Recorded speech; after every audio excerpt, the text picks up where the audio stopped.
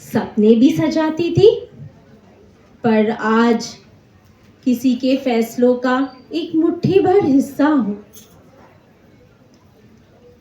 शादी के दिन कहा गया, तू किसी और की अमानत है। पर क्यों? किसी की पत्नी बनने से मेरी पहचान अधूरी रह गई? मां बनी तो सुना, सिर्फ बच्चों की सोचो।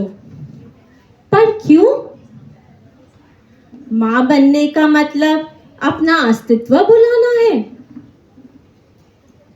यह सिर्फ एक कहानी नहीं, हर एक औरत की हकीकत है जो सपने देखने का हक रखती है, मगर हर मोड़ पर उसकी मंजिल छोटी कर दी जाती है।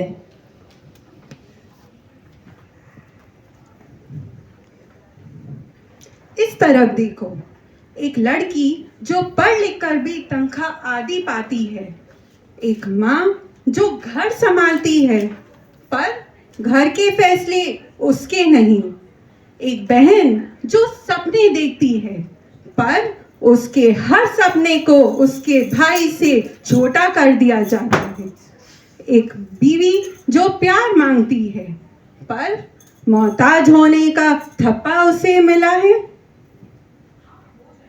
इस तरफ देखो, एक बेटी जो रात को अकेले बाहर जाने से डरती है, एक माँ अपने बच्चों के भविष्य के लिए छुप छुप कर बचत करती है, एक नौकरी करने वाली घर और ऑफिस के बीच अटकी रहती है, एक लड़की जो दुनिया जीतना चाहती है पर घर के अंदर की दीवारें उसके सपनों को कैद कर देती है। एक सवाल जो हर औरत के मन में कभी न कभी आता है, क्या मैं बस इतनी सी हूं? क्या मैं बस एक रिश्ता हूं, एक बेटी, एक पत्नी, एक मां, बस यही? क्या मेरा खुद का कोई वजूद नहीं है? नहीं, मैं हूं एक इंसान जिसे जीने का, सपने देखने का, बोलने का पूरा अधिकार है। जो आज तक दबा दी गई, वो आज अपनी पहचान के साथ खड़ी है। मैं सिर्फ एक जिम्मेदारी नहीं, एक सोच हूं। मैं सिर्फ एक नाम नहीं, एक पहचान हूं। मुझे समझने के लिए मुझे सुनो, मुझे देखने के लिए मेरी आंखों में झांको। जब एक औरत खुद से ये सवाल करती है, क्या मैं बस एक रिश्ता हूं, तब समझ लेना चाहिए कि अब जवाब देने का समय आ गया है। आज एक औरत सिर्फ अपनी पहचान ढूंढने नहीं, बल्कि उसे जीने का संकल्प लेकर आई है, जो हवा की तरह बहना चाहती है, जो आग की तरह जलना चाहती है, बिना किसी रोक टोक के। मैं हवा हूं, बहने दो मुझे, कैद ना करो। मैं शमा हूं, जलने दो मुझे, खाक ना करो। मुझे जीने का हक है, मुझसे छीन ना लो। मैं एक कलम हूं जो अपनी कहानी खुद लिख सकती है। मैं एक सूरज हूं जो अंधेरों को मिटा सकती है। मुझे दबाओ मत, वरना एक आग भड़केगी जो सिर्फ मुझे नहीं, तुम्हें भी जला देगी। आज हर एक औरत सिर्फ एक नाम नहीं, एक आवाज है। यह कहानी सिर्फ मेरी नहीं, हम सब की है। मेरा अस्तित्व, मेरा अधिकार, अब इससे कोई छीन नहीं सकता, अब इससे कोई छीन नहीं सकता।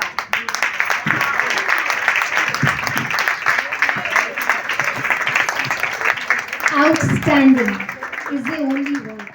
कहानियों की दुनिया से जब खुद को जोड़ते हैं तो कहानियों की दुनिया से जब हम खुद को जोड़ते हैं तो हमेशा ही वो दिल को छूने वाली होती है, क्योंकि उसकी सच्चाई हमारे दिल से अपनी बातें बयान करती है। चाहे वो किसी की बीमारी की कहानी हो, किसी के दुख की कहानी हो या संघर्ष की कहानी हो। हम इतनी बार सुन चुके थे प्रैक्टिस के दौरान, फिर भी जब सामने बैठ के हम सुन रहे थे तो फिर भी उनके दुख के साथ हम भी साथ साथ में वो सफ़र तय कर रहे थे।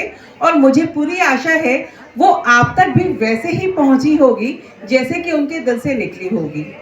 उनकी इस ज़िंदगी को तो हम नहीं बदल सकते, पर हम यहाँ बैठ के ये ज़रूर सोच सकते हैं कि ज़िंदगी इतनी भी बुरी नहीं जितनी हमें लगती है। और इन्हें देखो, ये फ्लाइंग कलर्स के साथ फिर मुस्कुरा रहे हैं।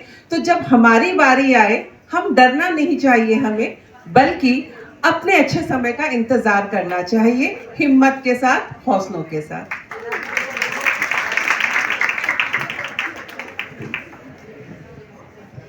तो मुझे टिकटॉक्स में इस बार स्किट्स को मेंटर करने का मौका मिला, और नौटंकी तो मुझे बहुत पसंद है ना।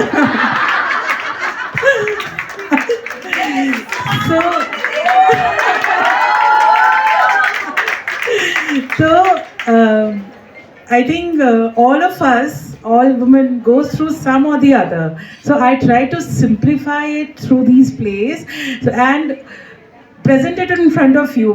बोलते ना, जो दिखता है वो ज़्यादा छूता है।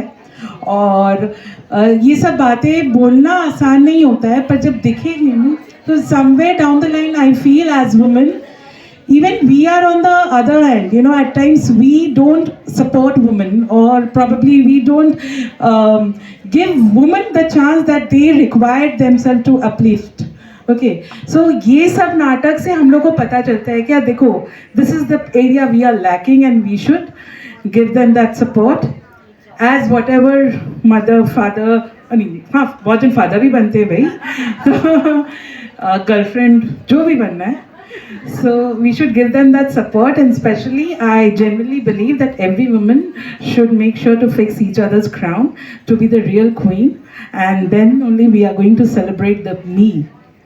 हम भी यहाँ पर आकर खड़े हो पाए। आप लोगों में से कितनों को लगा हमने तो कुछ उखाड़ा नहीं है, हम तो यहाँ कभी खड़े नहीं हो सकते? किसी को लगा ऐसा? किसी को नहीं लगा? चलिए एक तालियां उस बात पे हो जाए। यहाँ खड़े होना जितना आसान लग रहा था उतना आसान था नहीं, फॉर एक बहुत सिंपल रीज़न कि यहाँ पर मुस्कुराते हुए सपना दी ने अपनी कहानी बोल दी, पायल और रश्मि ने जोश भर दिया, पूनम और रश्मि ने जोश भर दिया सब लोगों में। लेकिन हर बार हर स्पीकर जब प्रैक्टिस करता है, जितनी बार वो स्पीच को पढ़ता है या बोलता है प्रैक्टिस में, उतनी बार उस दर्द को फिर से महसूस करता है, फिर से जीता है। हम एज मेंटर्स क्या करते हैं, इसको ऐसे मत बोलो, वैसे बोलो तो ज़्यादा इम्पैक्ट आएगा। कभी कभी बहुत गिल्टी फीलिंग होती थी कि उनके दर्द को हम ऑब्जेक्टिफाई कर रहे हैं, पर पर्पस यही था कि आप लोग उस कहानी को सराह पाएँ, उनकी अचीवमेंट्स को, उस स्केल को समझ पाएँ, और उनकी उस अचीवमेंट को अगर किसी एक इंसान ने भी अपने जीवन में उतार लिया उस सीख को, तो I think the purpose of standing here, यहाँ खड़े होने का पर्पस सॉल्व हो जाता है। हजारों करोड़ों लोगों को इंस्पायर नहीं करना है, कैफे भी 15 लोगों से ही शुरू हुआ था। आप अपनी लाइफ में अगर एक जिंदगी भी बदलने का प्रेरणा स्रोत बनते हैं, स्रोत ना अगर आप अपनी लाइफ में एक जिंदगी बदलने का भी प्रेरणा स्रोत बनते हैं, तो टिकटॉक्स का पर्पस आज यहाँ सॉल्व हो जाता है। Thank you so much again सभी स्पीकर्स को, सभी मेंटर्स की तरफ से। हम लोग बोलना चाहेंगे, अगर प्रोसेस में हम इनसेंसिटिव लगे हों, अगर लगा हो इनके लिए बोलना तो बहुत आसान है, ऐसे बोलो वैसे बोलो, तो आज हम आपसे माफ़ी मांगना चाहते हैं। और बहुत बहुत आभार, अपनी ज़िंदगी के बहुत सेंसिटिव पलों में आपने हमें ट्रेसपास करने दिया। Thank you so much. A huge round of applause for our